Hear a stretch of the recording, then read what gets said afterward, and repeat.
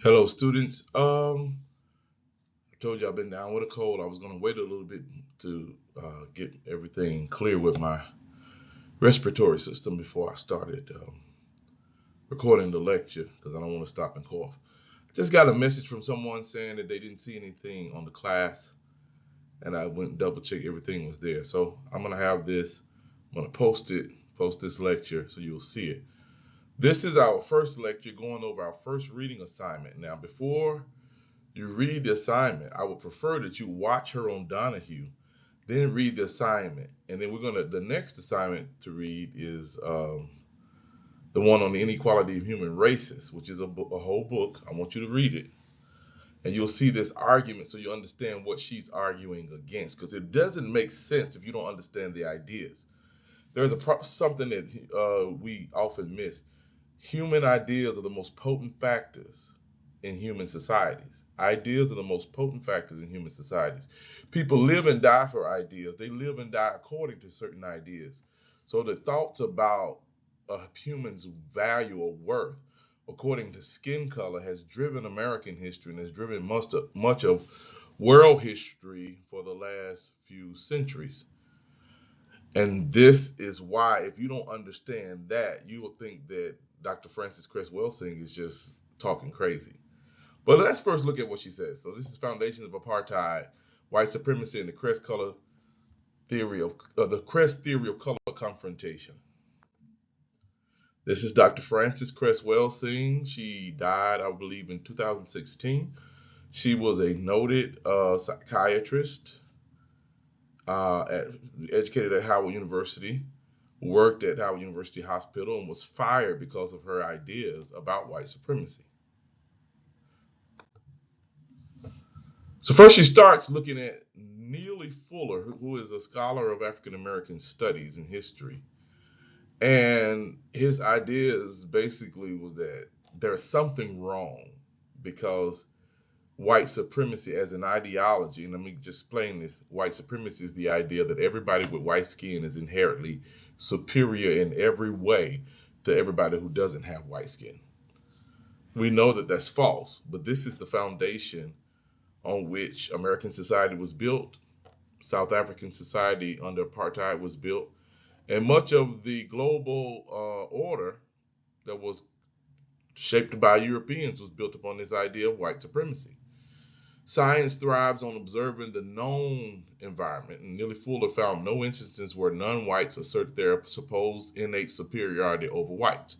In other words, everywhere in the world where he observed whites dealing with non-whites, whites were always asserting their superiority or their notions of superiority with weaponry and violence. Economic systems, capitalism, communism, socialism, have all been devised, used, and refined to achieve white domination. And race is not biological, but organizational, as it's used to arrange people in groups and harness their capabilities. White supremacy is existential. So that means that they want to get in the mind of the non-whites, this white supremacist attitude, which is built on a lie, because it's total fiction. Like, whites are not superior to everybody else. All their culture is not superior to everybody else's culture. Nobody's superior to anybody else's culture. It's just culture. But the Europeans have pushed this idea for so long, and the idea is to get in the head of non-whites, because if they can get in your mind, then you'll accept it without proof. There is no proof. There's never been any evidence. So there it is on its head. It's just all a big lie. When we read the inequality of the human races, we'll start looking at some of the evidence that they put forward, and I'll deconstruct that as we go through. But before we get to the history of apartheid, I want y'all to understand that apartheid wasn't just created in a vacuum. It's part of a larger system. Before we get into a habit of just looking down on the Afrikaners who created apartheid and saying, oh, they're this and they're that. No. This is something that is relevant and existed in American culture and American society. So let's look at her argument. So the first part of her argument is that the idea of white supremacy comes from an interior groupthink uh, notion of innate inferiority. Well, what is it? So genetically, white skin is a recessive trait. And white skin it comes from the fact that people who have white skin cannot produce copious amounts of melanin. They can't produce enough melanin to give them a color. And because you need melanin to live in the world with the sun, it makes you inadequate. When you have to be in the sun a long time, it can burn you and mess you up. And her argument is that white supremacy and white domination is an attempt to overcompensate for that sense of inadequacy. Now, you probably met some people who had some type of inadequacy and they always overcompensate for it, in other words, and try to make you realize that you have a deficiency and they're the ones that's really superior. I've dealt with a lot of people with inferiority complexes, and that's usually the way they come out. If you look at a narcissist, really what's behind a narcissist is deep insecurity and feelings of inadequacy. So they overcompensate by doing that. Here we get her diagram. I'm going to let you guys look at this on your own. Try to decipher it. It's some technical language here, but I think the average educated person can grasp what she's saying here. If you can't, then we can raise questions in our video discussion.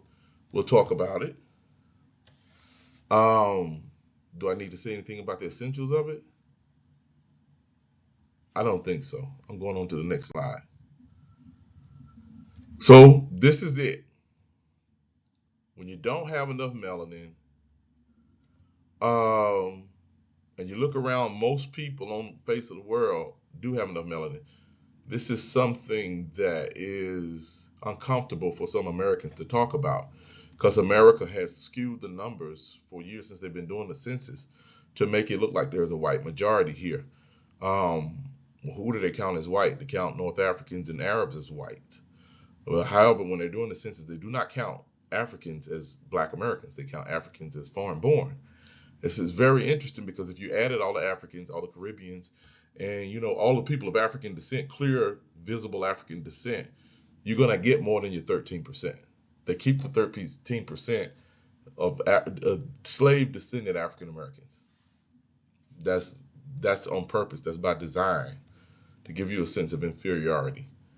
But worldwide, white people are a minority, and a very small one at that, and compared to other people with enough melanin. But they skew the numbers and they make certain people white in America to get the numbers up. Melanin sufficiency is, and that's wrong. Melanin insufficiency is a genetically recessive trait. That's what that third point should be. And in order to repress your feelings of inadequacy, you turn around and say, well, I really am better than other people who have all that melanin, because look at them. They're ugly. They're stupid. They're dumb. They can't do this. They live in warm climates, so they're not this and they're not that. It's all kind of things that come along with it. And we will deconstruct this other white supremacy on its head when we get into the next reading assignments. But I just want y'all to give y'all a brief overview of what Dr. Frances Cress Welsing is saying in her writings. Okay, I'm going to read this slide. And I basically read all of them. I'm going to read it again. We'll read this one carefully, because that first point is important. In psychoanalytic theory, reaction formation is a defense mechanism in which emotions and impulses which are anxiety producing or perceived to be unacceptable are mastered by exaggeration of the directly opposing tendency. Basically saying that when you have something that you feel inferior about, you push that as actually a point of your superiority and make other people feel bad for not having what you have, because that's how you deal with the anxiety that comes along with, oh my God, I don't have enough melanin. Oh my God, the sun is hot. Oh my God, this didn't work for me. Um, so they converted a desirable skin color, which is darker skin, because you can deal better in the sun with it, and made it an undesirable trait. And mythologized inherent white genetic superiority and said, but when you don't have black skin, you're genetically superior, which is not true. That's a myth. That's a total lie. And then they built this whole society, politics, economic system based on this lie that people in Europe created a better society, a stronger society. They're smarter. They're culturally superior. They're better in all points because they have white skin. That's where we are. That's what we call globalization. When they say a country is developing, what they're trying to say is that country is trying to be another version of a European country or another version of America, because that is the optimal idea of what a country should be. And that's ridiculous. That's ridiculous. But that is what the world has accepted that. Because who runs this global order? Europeans and their descendants, Euro-Americans, the European colonists. America is a colonized country just like South Africa was. Yeah, Europeans came over. The difference was that in America, they killed off most of the natives, but in South Africa, they didn't. And South Africans, white South Africans, always still deal with this idea that they're surrounded by all these black people, because they are. I hope this kind of helps, but this is what we're dealing with in this class. We'll talk a little bit more when we get to the next lecture. If you have any questions, we can talk it out.